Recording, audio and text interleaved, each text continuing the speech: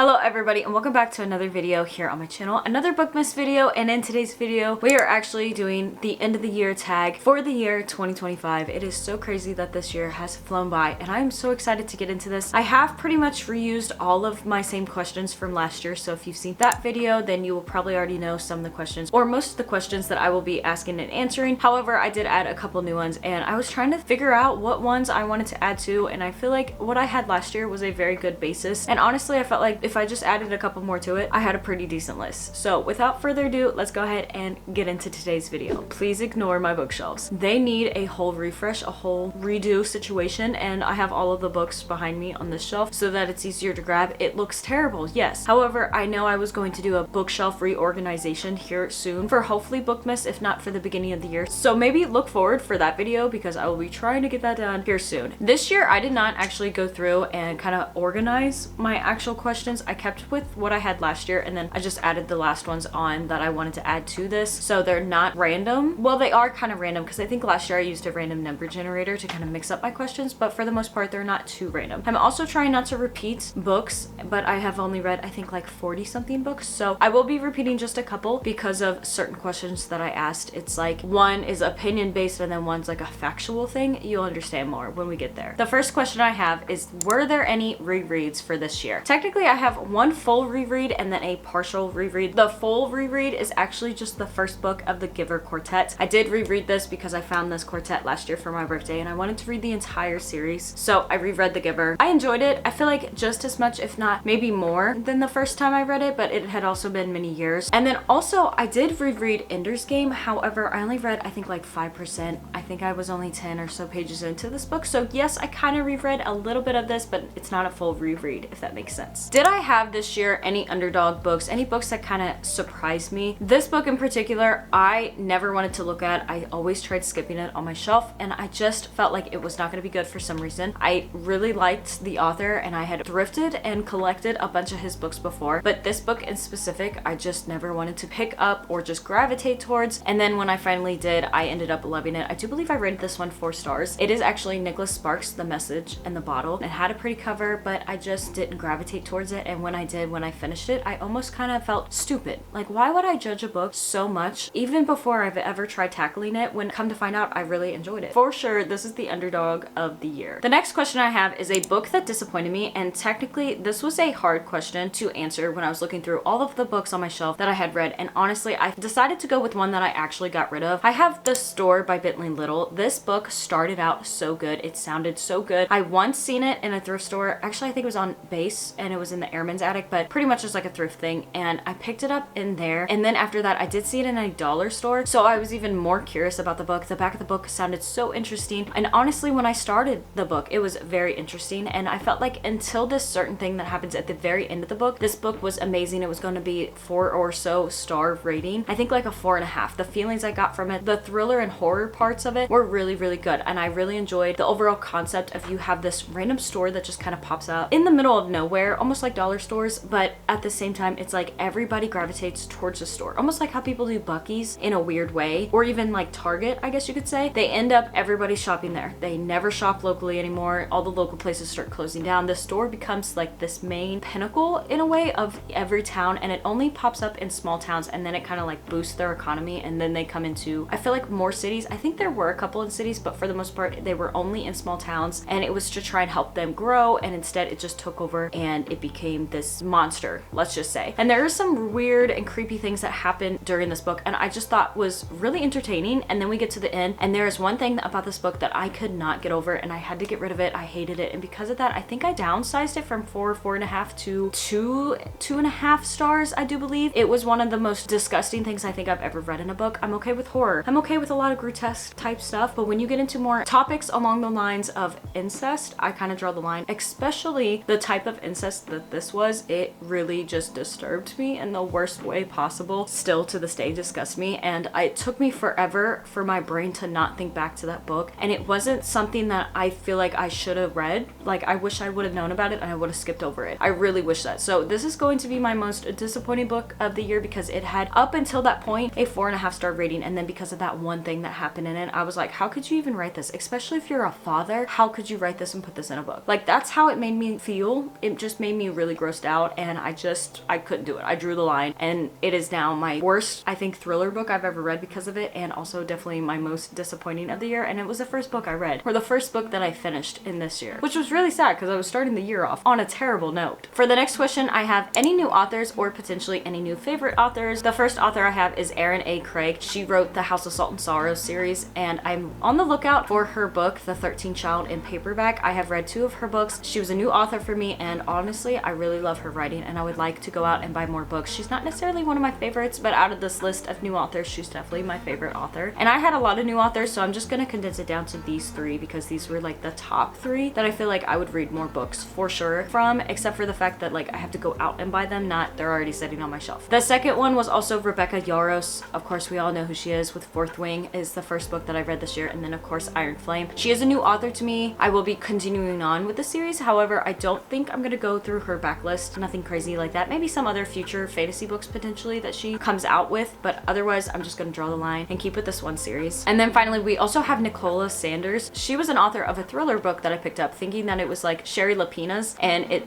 totally was not her book. However, she is new to me, and I want to go out and thrift some more of her books because I actually really enjoyed the book that I read from her. Next, am I currently reading any books? I am actually reading a thriller, and this is called Blood Sisters, and I'm almost about halfway. I think around 160 or so is halfway. I'm at 112, so I'm not too far into it. However, right now I'm really enjoying this. I forgot how much I love simple thrillers, especially the ones that aren't like all over the place. You don't necessarily see all over BookTube and the internet, and you're just kind of diving in for the first time without knowing anything about this book. This is how I feel about this one. It's going really good. There are some things that I think some people might have a problem with, but for right now, I'm just kind of reading it. I'm not trying to figure out who's this person, what's going on, because it's just so much, in a way, like chaos, but also not crazy chaos, if that makes sense. I don't even know what path I want to take, what path in like trying to figure out the ending yet. I think I need to get just a little bit more into it before I start trying to guess the ending. But I'm absolutely loving this right now, and so far I do recommend this book. Next, I have my favorite cover of this year, and I had a few books, but because I was trying not to do repeats, I was down between this book and another book, and I put that other book on something else later on this list. This book though, I really love the cover, and it's so simple. It is indestructible. I don't know why I gravitated towards this cover in the thrift store. Besides the fact that it's a military style book, that is one of the reasons that I picked it up for 25 cents at a St. Vincent, and just the cover alone really drew me in, and it's so simple. We have just like a sky, a red plane inside of a sky with a bunch of clouds, different colored clouds, darker at the top, yellow, kind of pink looking, but for whatever reason, this was one of my most beautiful covers, in my opinion, for this year. The next question is the most unique concept that you've read this year in a book, and I feel like this one was really hard for me to decide to pick one single book, because I feel like, especially starting new series, I had a lot of great concepts in books, and also I had like Red Queen and Red Rising, where they're 2 different series, 2 different timelines, 2 different everything, but at the same time they're very similar, almost like tiers based off of your blood or how you look. So they're very similar, but overall I like the concept of that. And then you have other books that I've read that are completely different, and in the end I did go with The Host because this is such a simple concept. However, I feel like it's very unique. If you've never read this book by Stephanie Meyer, who wrote the Twilight series, it's a sci-fi, in a way dystopian because you're still in our world today, but you have these creatures. I don't remember what they are called, but they're almost like bundles of nerves and energies, and I think how they're described is like nerves looking like spiders and weird clusters of nerves, and they get put into these hosts, which is just people, and then they kind of take over their mind and their body, and that's how they live throughout the world. Following this concept, like I said, it's kind of simple if you think about it, but at the same time it was just really unique, and I had never heard of this concept, which I found really interesting at the same time. And following this whole book, I was just very intrigued, and especially with the descriptions of how these bodies looked, or just the things that entered in, the souls, that's what they were called. They were called souls. When the souls were put into the host, just the descriptions and how they were kind of like together or cut depending on if they were being put in or taken out, I thought were really unique, and I have to give this for the most unique concept of the year. Next, I have a book or a book series that I really wish that I would have gotten to starting this year. However, I'm not too upset because I already started a bunch of series because they were all on my 25 and 25 list. This one in particular is Aragon. I put this on so many TBRs, never got around to it. This is one that technically was my sister's. I had a different copy. It was hers. So she got it brand new in like 05 whenever the first book was released. She had a first print and I really enjoyed how it looked and I was so interested in it my entire life and I just never got around to it. And I was hoping maybe this year, especially after reading Fourth Wing and some other series, that maybe I would get more into my fantasy and of course go back to some of my childhood stuff. I wanted to kind of reread and I never picked this up. I've never read this book and like I said, I put it on multiple TBRs. So maybe next year, I don't know if I put it on my 26 and 26, I might have. So hopefully next year I will definitely start it and end up loving it and can complete the entire series. Question number 9 is my 2026 reading goal. This year I'm gonna bump it up. It is going to be 35 books. Nothing too crazy. That's at least my first book goal. If you don't know, I have 2 book goals. One that I have to hit pretty much, and then my second book goal is like, if I hit it, good, congratulations. If I don't hit it, no big deal. So 35 is what I want my first book goal, and I think I kept my second one at 65. I am not hitting my second book goal this year, so I don't know if next year I'm gonna hit it either.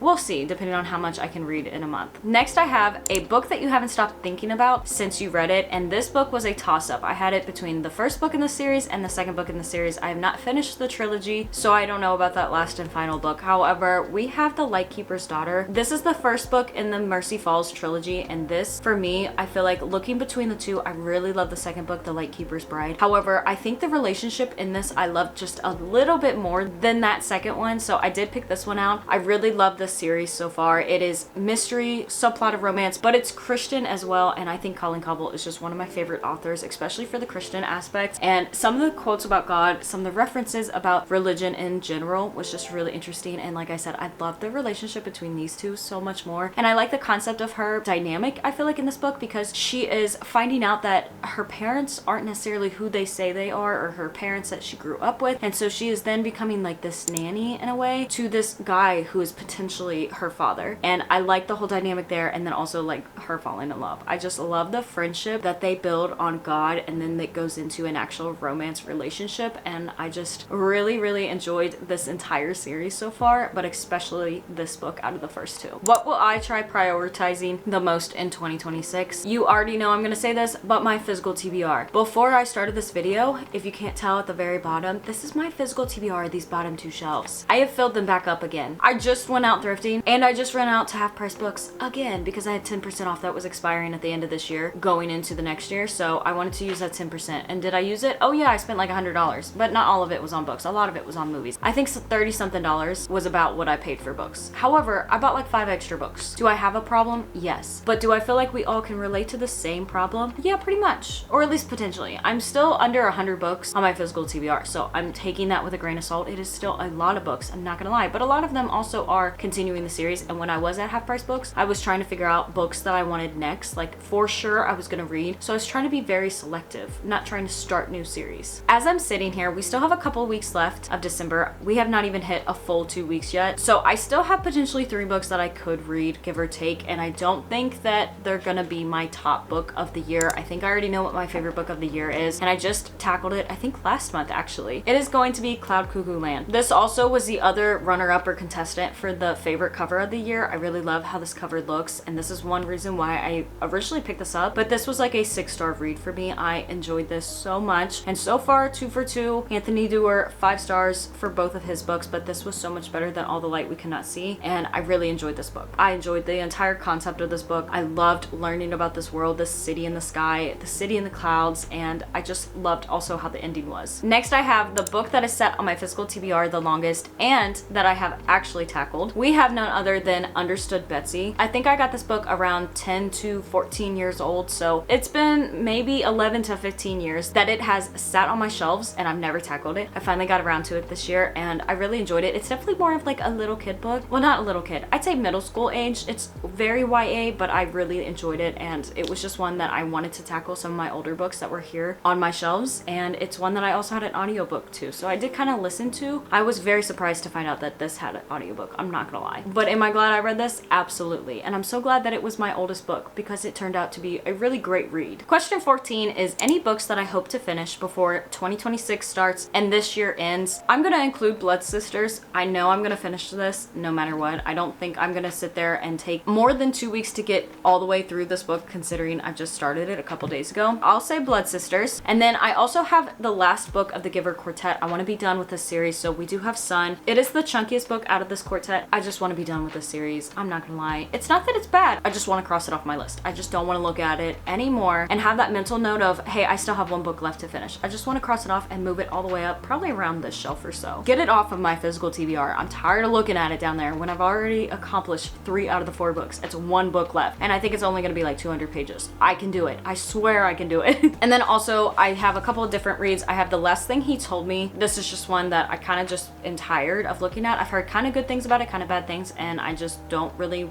want to necessarily read it, so I'm going to kind of force myself to read it. It's one of those that I picked up not too long ago, but I think about getting rid of sometimes. Like, I don't think I'm going to get around to reading it, or I just don't want to prioritize reading it, so I want to stop that. If I ever feel like that, I kind of want to make myself read it so it's not sitting on my shelf for multiple years to come. And then finally, Ashes and Snow. This is both on my TBR for December, and also it is on my 10 Before the End. It's something that I really wanted to. Originally, the book was called Between Shades of Grey, but because of the movie, they called it Ashes and Snow, and then they republished it with books that were also titled that. And I just found out at Half Price Books last week when I went, or just a couple days ago, that this is also YA. I did not know that, so I'm even more intrigued than before, and there was a lot of copies in there, and I've heard really great things about this, even though I haven't really heard too much about it, if that makes sense. Then we have my 2025 book goal, if I tackled it or if I did not. So I kind of already spoiled this a little bit. My first book goal was only 30 books, and I did accomplish that. However, my second book goal, I'm not getting to. It is 65 books. This next question, I had 2 books that I wanted to include into this question, and I'm so sorry about that. A book that brought out emotion when I was not expecting it to at all. The first one I'm gonna say is The Last Song by Nicholas Sparks. This is because I already seen the movie, I don't know how many times, but it has been multiple years. When I was listening to this book and also just reading this book, I already knew how it was gonna end. I knew everything about this. However, I was not expecting to feel a certain way towards the end of the book. It just got me almost like in my feels, not crying, but I just felt a different way. Like I said, I just knew how it was gonna be, so I wasn't expecting any emotion at all. I did have a little bit in it. Also, we have Iron Flame. I was not expecting me to be on edge, so tense, so scared, so like shocked in a way, because normally I figure a lot of things out, and there were so many things that I had guessed and I figured out, predict in a way, but still, even if I predicted something, some things came out of the blue, so they shocked me. I don't get that feeling very often because my mind runs a million miles an hour, so pretty much most books aren't surprising to me, and this one really did it for me. So we have that other dynamic to it, and I don't know, the emotion that I felt in this, it was like happiness. Any emotion you could think of, I felt like I was feeling this. Even anger. Well, not really anger, just upset. And I love this book for that specific reason. Actually, adding to the emotion part, I'm gonna add a third book. We're gonna talk about Richard Hammond's On the Edge. This is more so his story, I guess a little bit before his crash, but then of course during his crash. And I'm not gonna lie, I listened to this audiobook, not the whole book, but a lot of the book, because I decided to pick it up to do some housework. I had just finished this the other day, and I'm not gonna lie, I was not expecting, because I already knew, kind of like Nicholas Sparks, I already knew what this was about, and I also knew that he lived. This was like 06, 07 when he wrote this book. It happened very quickly after his crash. I think a couple years after his crash, he wrote this book. And mind you, I had watched him all the way up to the end of the Grand Tour. He was still working for Top Gear at the time, which I don't remember when they went to the Grand Tour, but I think it was around the 10s. I knew he was fine. I knew he lived. I knew this crash should have killed him. When we got to the point of his crash, one, he was in his POV, and he, Richard Hammond, was actually speaking in the audiobook. So we have this dynamic of him telling his last thoughts, and all the way up to the millisecond of him basically just crashing and then blinking out after the crash. We have his thoughts when his tire blows out as he's in this jet car going 200, I think it's like 280 something miles an hour. And in like 2.5 seconds, he describes everything that happens, and then also his thoughts when this was happening. And then he kind of gets into the end of the chapter where he's like, and then I just felt nothing, or I fell into a sleep, or he just ends it basically. And we switch, because right around there, I picked up the audiobook, and I was not expecting to switch into the POV of his wife. And also in the audiobook format, Mindy was actually talking. So then we get her actual dynamic, and I don't know when they recorded this audiobook. However, when she was going over some of the things in the hospital, and when she first found out, she almost was like choking up, and you could hear the emotion in her voice. And I am not gonna lie, there got to a point, especially after Richard kind of woke up, he had so much brain damage. Honestly, he should not have been able to walk away, let alone live. And the brain damage that he had at the time, the brain injury, the fact that he didn't completely damage his brain, let's just say, amazes me. Like, he truly had God with him to help him. And the way that when he would wake up sometimes, he would look at his wife, not register who she was at all, and then he would be kind of mean, not fully, but there was a couple times where he'd be like, F off, and he would just be real rude because she was annoying enjoying him, and just how strong in a way she was, and listening to her tell her side and just some of the things that she went through. I don't know how she did it. I was sitting there imagining if this was my husband, and just like the blank stare, as she said, he looked at me, but it was like he was looking through me. He didn't know who I was. It broke me. I'm not gonna lie. This is probably one of the first ever books that I felt like I was crying, and it broke me down because I was just imagining my husband and going through this, and I don't know how she went through it. I could not imagine it, and I hope that nobody ever has to go through this type of stuff. And he made it out good, considering he went back to normal life for the most part. It maybe took years, but he went back to like a normal life, and I'm sure he still has issues. He remembers his kids though. He remembers his wife. He started driving again. He just carried on. And the fact that I knew he was fine, but then hearing her side just made me break down and cry. I was not expecting that. So I'm gonna add this one in because it just hit me out of left field. I'm not gonna lie.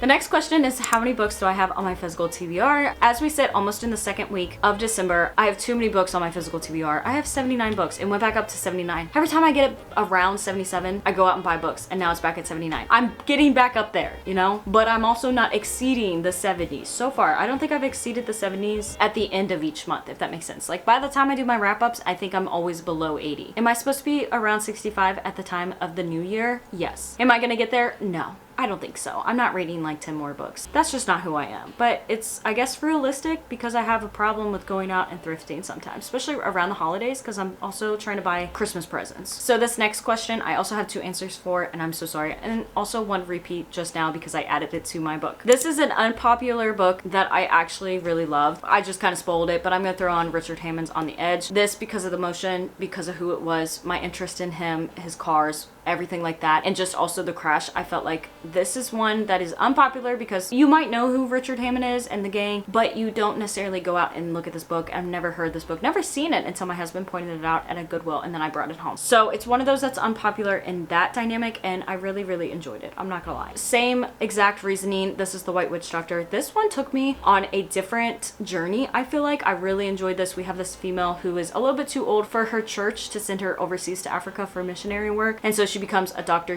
I think it's like 3 years of doctor training, and then she goes overseas, or she was like an RN. I don't remember exactly what she was, but she became a nurse, and then she became a doctor, at least overseas. And she was there, and she just created a life for herself. She really came to terms with the Congo. She loved the Congo, and then by the end, the dynamic of her friends, and then some of the adventures she went on, some of the things that they honored her with over there, when I feel like most of the time you go over there, or at least in her situation, you go over there and they don't really like you that much. She became where they looked up to her, and I really love the story. It's definitely unpopular because it's an older book. Couldn't find anything about this. I know it was popular way back when. However, that was many years ago, and they do have a movie out. I think in the 50s the movie was created. So it's just one of those books that I had on my shelf. It's an older style book that I wanted to tackle, and it was also on my 25 and 25, and I really enjoyed it. Next question is the longest book I read this year. I really don't even want to talk about this book. I'm not gonna lie. I am so sorry. The longest book I did read this year, I did get rid of. It is A Little Life. It was 817 pages, at least the edition that I had. I hated that book completely. It was so hard to get through. I almost DNF'd it so many times, and it wasn't hard because it like bothered me, some of the things that were going on. I just felt like there was no reason for this person to continually do the things that he was doing. I don't know. I think it was hyped up for the worst reasons, and it was just like a curiosity killed the cat type thing. I was so curious. Nobody ever spoke about the book, so I wanted to know more about the book, so I bought the book, and then I ended up reading it, and I hated it, and I really should have just left it alone. I do not recommend that book. I know a lot of people recommend it, and I see where some people are like, oh, if you rated it like this and you had these opinions, then it's because you read the book wrong. Well, I don't really care. And if I'm gonna rate a book two stars, 2.5 stars, I'm gonna rate the book how I want to. I did not enjoy it, and I really did not like some of the things that he did, especially because I just, as a Christian and other things, there are certain things that I just don't like in books. Around that time period, I was reading about those things left and right, left and right. However, next, because we tackled the longest book, we also have what book was the shortest that I tackled this year, coming in at 131 pages. I do have Agatha Christie's N.R.M. This is a 5 stories in one, and I actually read N.R.M. I really enjoyed this. 131 pages. I did not know it was that short. I'm not gonna lie. I thought it was at least 200 pages. I thought the first book or the second book of the Giver Quartet would have been the